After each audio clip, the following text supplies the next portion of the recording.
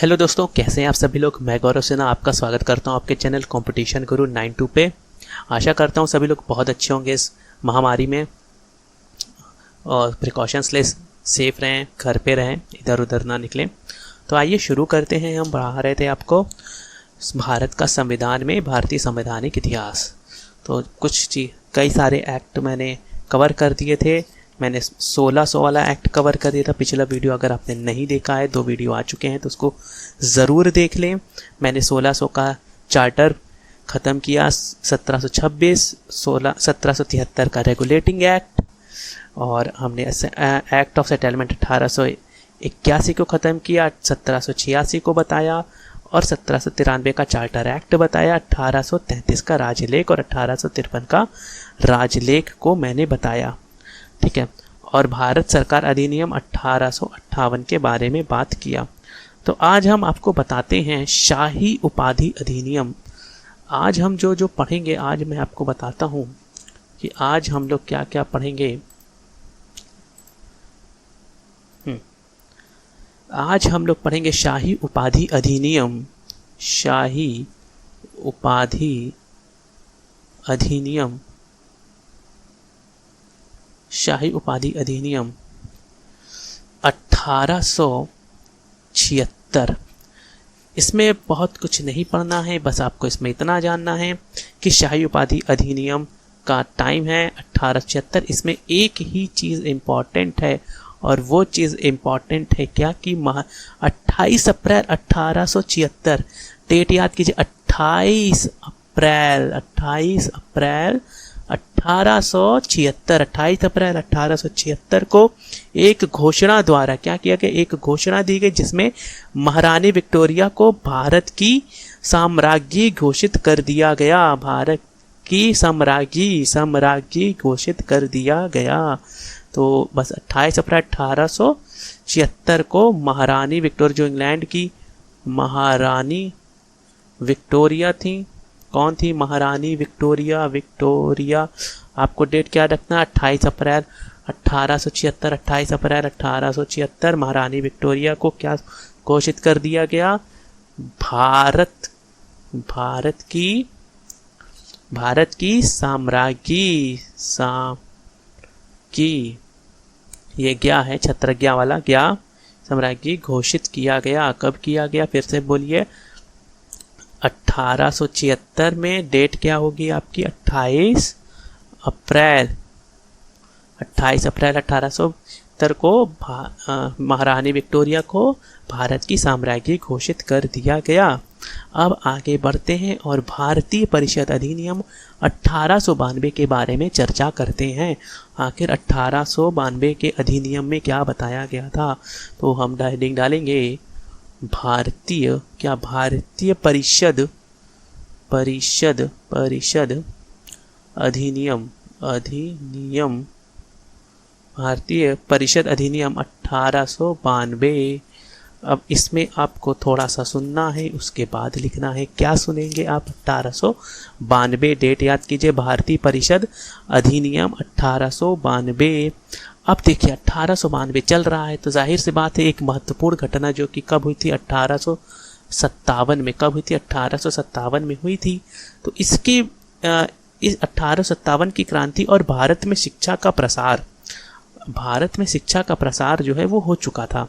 और 1857 की क्रांति की वजह से देश में इस समय स्वतंत्रता की मांग धीमे धीमे उठना शुरू हो चुकी थी और आज़ादी होना शुरू हो चुका था, और शिक्षा भी का प्रसार भी हो चुका था। लोग शिक्षित भी हो रहे थे, उनकी भाषा भी जान रहे थे, अंग्रेजी क्या होती है। बहुत दादा भाई नौरोजी जैसे महान लोग भी उस समय, महान क्रांतिकारी भी 1857 के बाद जो है वो सामने आए। ठीक है। तो अब हुआ क्या कि 1800 इसके बाद के 1857 में तो क्रांति हुई, शिक्षा का प्रचार प्रसार होना शुरू हो गया। एक और चीज़ हुई थी 1885 में। क्या? कांग्रेस की स्थापना हो चुकी थी। क्या हो चुकी थी? कांग्रेस की स्थापना हो चुकी थी। अब यार कांग्रेस की स्थापना हो चुकी थी और एलिवेट बिल विवाद, एक विवाद हुआ था, एलिवेट बिल विवाद हो चुका था। ठीक है। तो अब क्या था ना कि अब इन सभी ने एक मांग पकड़ लिया था। क्या एक मांग पकड़ लिया था? एक मांग पकड़ लिया था एक मांग पकड़ लिया था भैया। वो मांग क्या थी? वो मांग क्या थी? वो मांग क्या थी? किसी को कोई आइडिया हो तो कमेंट सेक्शन में ज़रूर लिखे। वो मांग क्या थी कि हमको अब एक प्रशासन चाहिए, हमको अब एक ऐसा कानून चाहिए, हमको एक कानून चाहिए। और इसको देखते हुए, इस सब को डिमांड को देखते हुए एक अधिनियम पारित किया गया और इस अधिनियम का नाम रखा गया भारतीय परिषद अधिनियम 1892। ठीक है। अब इसमें क्या कहा गया कि जो केंद्रीय विधान परिषद होगी, जो केंद्रीय विधान परिषद, केंद्रीय विधान परिषद होगी, केंद्रीय विधान परिषद, केंद्रीय विधान परिषद भैया, केंद्रीय विधान परिषद क्या होती है? विधान परिषद होती है, विधानसभा होती है, सब हम आपको आगे बताएंगे। तो मेरे चैनल पे जुड़े रहें, विधान परिषद से सब बताया जाएगा इस आगे आने वाले समय में। तो अब जो विधान परिषद की थी, उनकी जो सदस्यों की संख्या थी वो पहले थी 10 मिनिमम, और उसको बढ़ा करके क्या कर दी गई थी? 16 मैक्सिमम तक उसको कर दी गई थी। तो क्या हो गया था? जो मिनिमम कितनी कर दी गई थी? 10 कर दी गई थी, और मैक्सिमम कितनी कर दी गई थी? 16 कर दी गई थी। किसकी? केंद्रीय विधान परिषद की। किसके अंतर्गत करी गई थी? भारतीय परिषद अधिनियम 1892 के अंतर्गत करी गई थी। और जो बम्बई, मद्रास और बंगाल की जगह थी, उसमें 8 तथा 20 सदस्यों, 8 और 20, जो मुंबई मतलब जिस समय बम्बई था, बम्बई, मद्रास और बंगाल में जो प्रांतों की न्यूनतम संख्या थी 8। अब उसमें कितनी सदस्यों की संख्या कर दी गई थी? उसमें 20 सदस्यों की संख्या कर दी गई थी। ठीक है। और इसमें बहुत ज़्यादा नहीं है। और इसमें क्या था ना कि जो आपका परिषद के अधिकारों में वृद्धि कर दी गई थी, जो भी परिषद थी उनके अधिकारों में वृद्धि कर दी गई थी। और भारतीय सदस्यों को बजट पर बहस करने और प्रश्न पूछने का अधिकार दे दिया गया था। सबसे बड़ी बात पता है क्या है इस अधिनियम की? इसमें ना भारतीयों को प्रश्न पूछने का अधिकार दे दिया गया था। क्या पूछने का भैया? प्रश्न पूछने का अधिकार दे दिया गया था। किसमें दे दिया गया था भैया? हम क्या पढ़ा रहे हैं आप लोगों को? हम आपको बता रहे हैं भारतीय परिषद अधिनियम 1892 में क्या कर दिया गया था? प्रश्न पूछने का अधिकार दे दिया गया था। प्रश्न कहाँ पूछे जाएंगे भैया? परिषद में। कहाँ पूछे जाएंगे भैया? परिषद में। कहाँ पूछे जाएंगे? परिषद में। परिषद में प्रश्न पूछने का अधिकार दे दिया गया था। और क्या कर दिया गया था? बजट पर बहस करने का अधिकार दे दिया गया था। बजट पर बहस करने का अधिकार, बजट पर बहस करने का अधिकार कर दिया गया था। कब कर दिया गया था और कहाँ कर दिया गया था? परिषद में कर दिया गया था। कब किया गया था? भारतीय परिषद अधिनियम 1892 के अंतर्गत क्या कर दिया गया था? प्रश्न पूछने का अधिकार कर दिया गया था।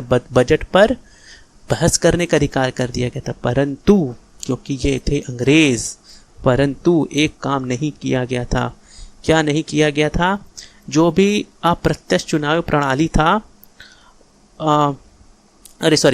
जो बजट पे बहस करने का जो है वो अधिकार दे दिया गया था, परंतु जो अनुपूरक प्रश्न मतलब जो कॉम्प्लीमेंट्री क्वेश्चंस होते हैं उनको पूछने का अधिकार नहीं दिया गया था। मतलब प्रश्न पूछने का अधिकार और बजट पर बहस करने का अधिकार दे दिया, परंतु अनुपूरक प्रश्न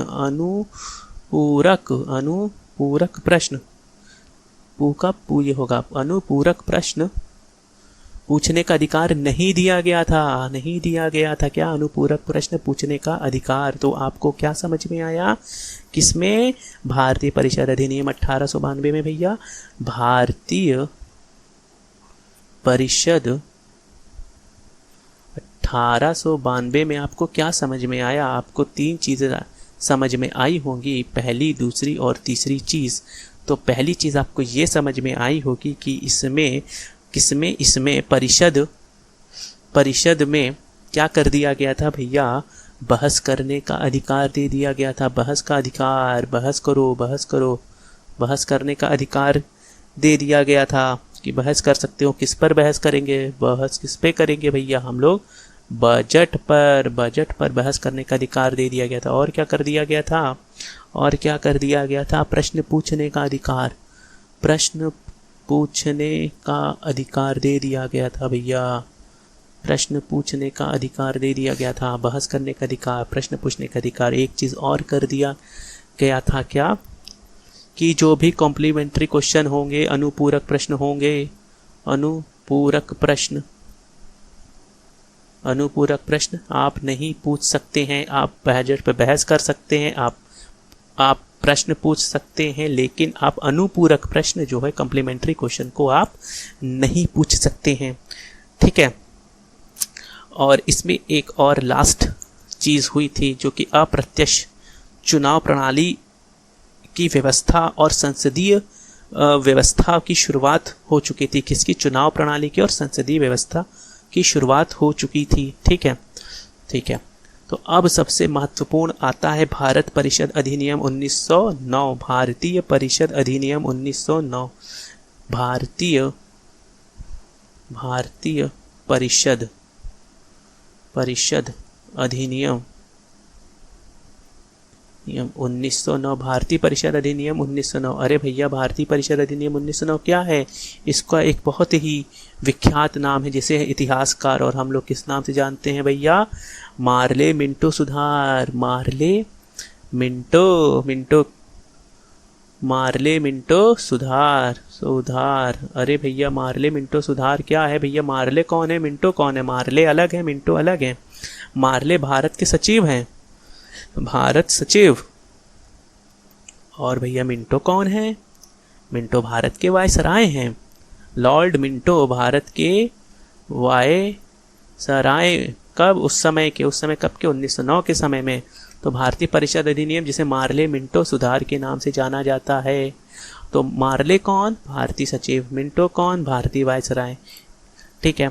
तो अब भैया देखिए, ये बहुत ही पूछा जाने वाला है। सबसे देखिए, एसएससी में तो बहुत ही बार क्वेश्चन पूछा गया, और भी छोटे एग्जाम से ज़रूर क्वेश्चन पूछा गया है कि मार्ले मिंटो सुधार कब आया। तो आपका आंसर होगा सर जी 1909 में आया। अच्छा, मार्ले कौन थे, मिंटो कौन थे? मार्ले भारत के सचिव थे और मिंटो वायसराय थे। ठीक है। तो अब ये सब तो ठीक है। तो ये आया क्यों भैया? बात उठती है, ये आया ही क्यों भैया? जो 1892 था, क्या था? 1892 था। इससे पहले मैंने आपको 1892 बताया। तो भैया, कोई भी चीज़ बनती है उसमें कुछ ना कुछ कमी होती है, और जब कुछ कमी होगी तो उसको क्या किया जाएगा भैया? दूर किया जाएगा। तो दूर करने के लिए क्या बनाया गया भैया? दूर करने के लिए 1909 एक भारतीय परिषद अधिनियम 1909 बनाया गया। कमी क्या थी? कमी बहुत कुछ थी। अब देखिए 1909 आ गया, आप जिस चीज़ को गौर कीजिए, 1909 आ गया। 1909 आते आते यहाँ पे दो चीज़ हो चुकी थी। एक हो चुकी थी क्या? नरम दल और गरम दल बन चुके थे। नरम दल और गरम दल बन चुके थे। नरम दल और गरम दल। और क्या हो चुका था? मुस्लिम लीग बन चुका था। क्या बन चुका था? सॉरी, ओहो, हाँ ठीक है, मुस्लिम लीग का निर्माण इस समय तक हो चुका था। तो भैया अब मुस्लिम लीग बन चुका था, नरम गरम दल बन चुका था, और 1892 में कई कमियां पाई गई चुकी थी। इस वजह से 1909 में भारतीय परिषद अधिनियम का बनाया गया। अच्छा, इसमें सरकार की कुछ मंशा थी, और वो मंशा क्या थी कि भारतीय जो सांप्रदायिकता को भड़काना और उग्रवाद तथा क्रांतिकारीवाद का दमन करना। तो इनका दो उद्देश्य था भैया। हर चीज़ को बनाने के पीछे कुछ उद्देश्य होता है। तो 1909 में क्या उद्देश्य था? इसमें दो मेन थी। उद्देश्य क्या थी इसमें? गवर्नमेंट की क्या थी? कुछ मंशा थी, कुछ इंटेंशन था। क्या इंटेंशन था भैया? क्या करना चाहती थी? वो दो चीज़ करना चाहती। सांप्रदायिकता को भड़काकर उग्रवादिता, मतलब सांप्रदायिकता जो दिन भर न्यूज़ में सुनते हैं, उसी को सांप्रदायिकता को भड़काकर, किसको? सांप्रदायिकता को भड़काकर क्या करना भैया? उग्रवाद, सांप्रदायिकता को भड़काकर उग्रवाद और क्रांतिकारीवाद का, और क्या नाम है? ठीक है, क्रांतिकारीवाद का दमन करना। क्रांतिकारीवाद का दमन करना इनका था। तो 1909 दो उद्देश्य निकल के मंशा थी क्या? गवर्नमेंट सांप्रदायिकता को भड़काना और क्रांतिकारीवाद को भड़काना और उसको बढ़ा के उग्रवाद में लाना और उनका दमन करना था। ये थे 1909 की सरकार की मंशा। अब मंशा पूरी होती है कि नहीं होती है? अब जैसा कि मैंने आपको बताया कि मार्ले कौन थे और मिंटो कौन थे? मार्ले थे आपके भारत सचिव और वायसराय थे उस समय के मिंटो, तो इसीलिए इसको मार्ले मिंटो का नाम दिया गया। ठीक है। अब सर अरुंडेल समिति ने एक रिपोर्ट तैयार करी थी जिसे फरवरी 1909 में पारित किया गया था। कौन थे? सर अरुंडेल समिति, नाम लिखिए, अरुंडेल समिति। सर अरुंडेल समिति मतलब कमिटी। सर अरुंडेल समिति ने क्या किया था? तैयार किया था क्या? रिपोर्ट तैयार किया था। और इस रिपोर्ट में जो है क्या था? 1909 था। 1909 में क्या हुआ था? भारतीय परिषद अधिनियम बना था। तो ठीक है, तो अब ना मतलब बता दिया, रिपोर्ट तैयार किया था 1909 में। 1909 का फरवरी में, ठीक है, फरवरी 1909 में एक रिपोर्ट तैयार किया गया था। इसके द्वारा जो केंद्रीय विधान परिषद था ना, केंद्रीय विधान परिषद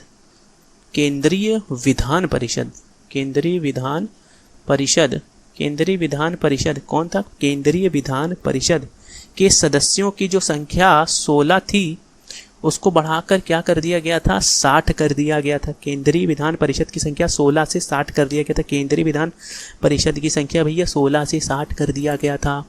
अच्छी बात है, कर दिया गया था। और केंद्रीय विधान परिषद में कुल 69 मतलब 69 सदस्य थे। अब भैया 16 से 60, 16 पहले थे, 60 कर दिया गया। पिछला वाला याद कीजिए, 16 थे, 60 कर दिया गया। और जो टोटल इस समय संख्या हो चुकी थी वो 69 हो चुकी थी। कहा कि केंद्रीय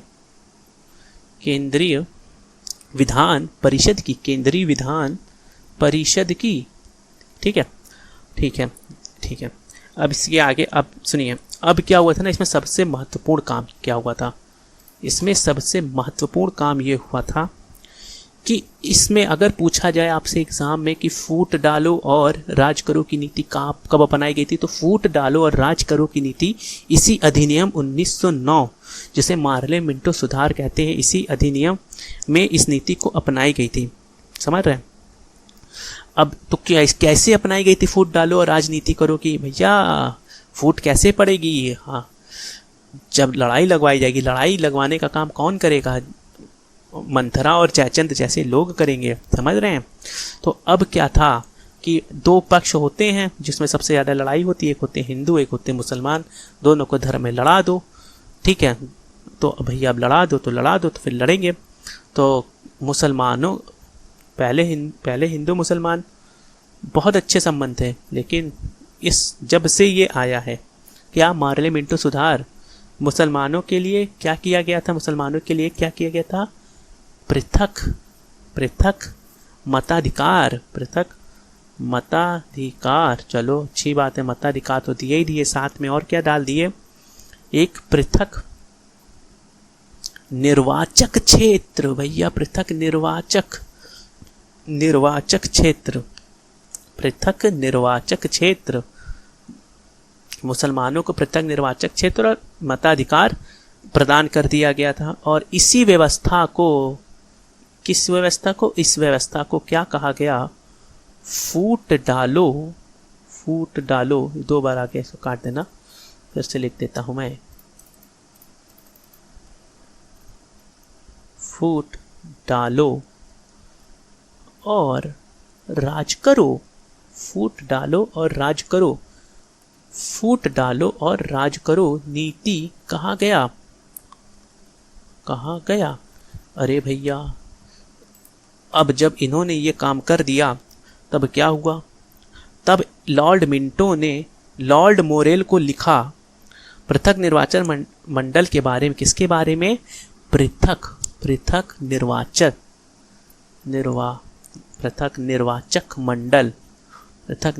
मंडल के बारे में लॉर्ड मिंटो ने किसने? लॉर्ड मिंटो ने किसे लिखा एक खत, और उस खत में क्या लिखा? किसे लिखा? अपनी गर्लफ्रेंड को नहीं लिखा, वो लिखा लॉर्ड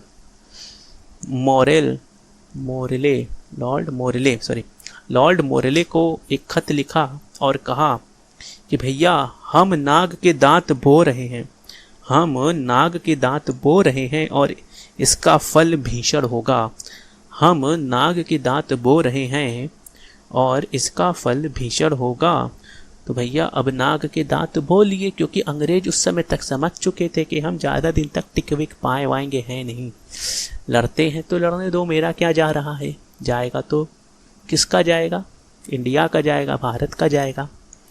तो एक स्टेटमेंट के तौर पे आता है कि भैया किसने कहा था हम नाग के दांत, किसके दांत भैया? नाग के दांत बो रहे हैं और इसका फल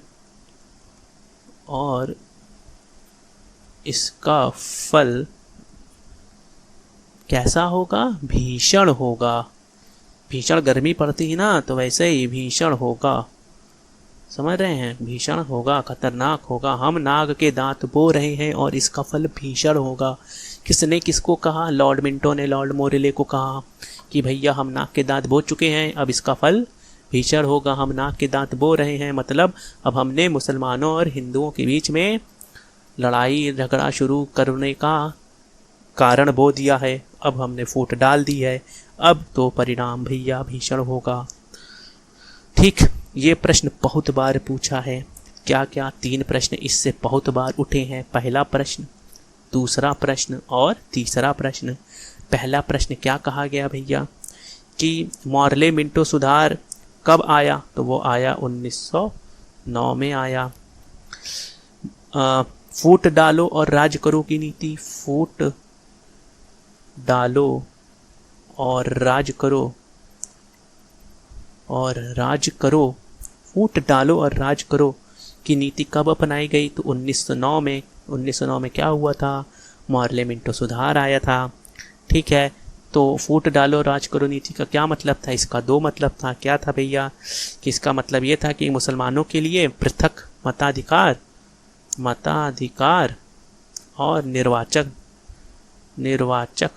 मंडल। ठीक है, निर्वाचक मंडल।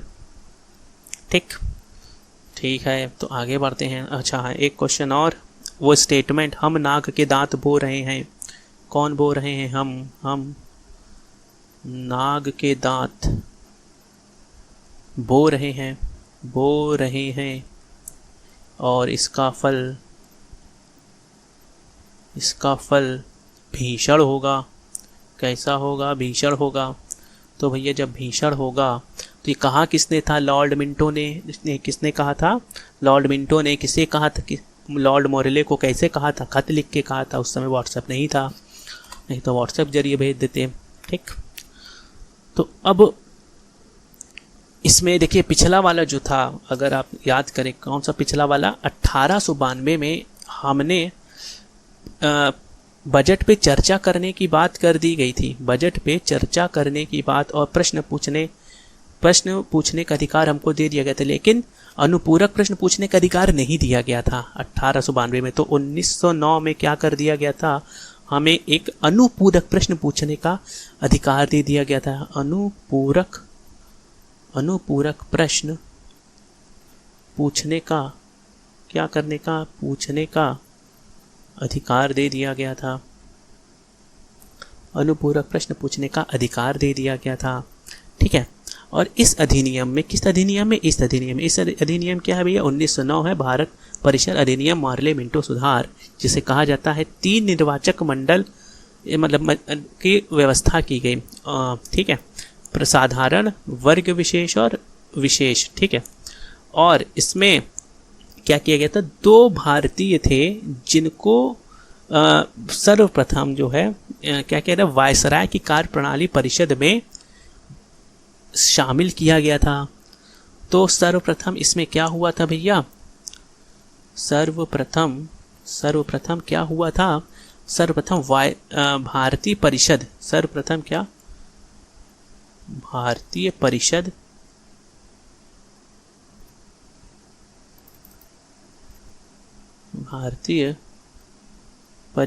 सर्वप्रथम भारतीय परिषद तथा वायसराय, क्या भैया? वायसराय की कार्यप्रणाली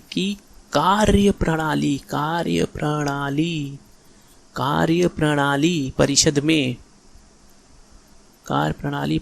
में भारतीय सदस्यों को शामिल किया गया था।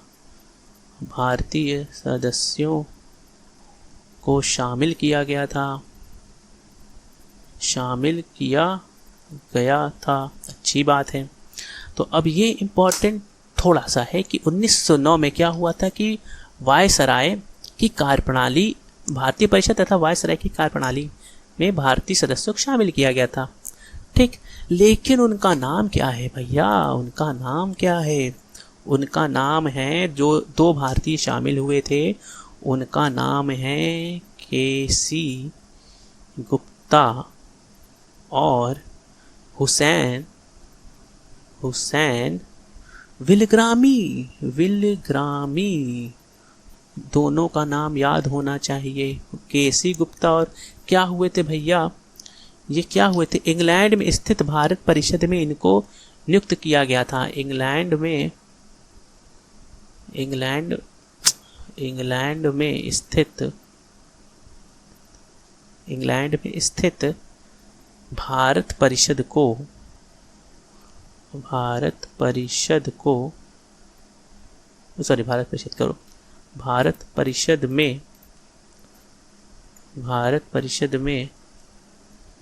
भारत परिषद में क्या किया गया था? इनको नियुक्त किया गया था। ठीक, आई होप आपको समझ में आया होगा। आशा करते हैं आपको समझ में आया होगा। नहीं समझ में आया होगा तो मैं एक बार शॉर्ट रिवीजन 1909 का कर दे रहा हूँ कि 1909 में क्या हुआ था। 1909 में कई सारी चीज़ें हुई थी और ये बहुत इंपॉर्टेंट है। 1909 सबसे बड़ी बात, इसका नाम, इसको किसी नाम से जानते, इसे 2 नाम से जानते हैं। एक भारत परिषद अधिनियम, एक मार्ले मिंटो सुधार। भारत परिषद अधिनियम और मार्ले मिंटो सुधार,